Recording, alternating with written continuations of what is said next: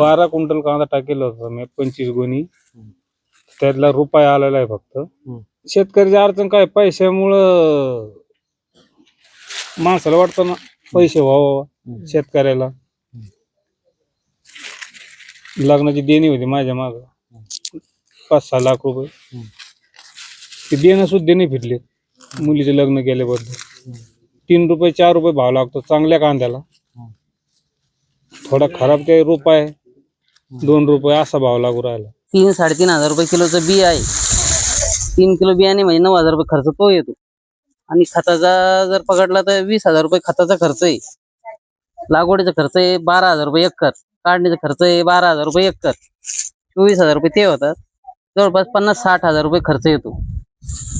आणि कांदे निघले 150 क्विंटल.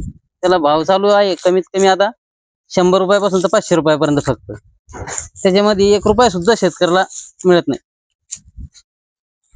त्याला कमीत कमी भाव पाहिजे होता 2000 रुपये क्विंटल. तेव्हा थोडेफार पैसे उरले असते.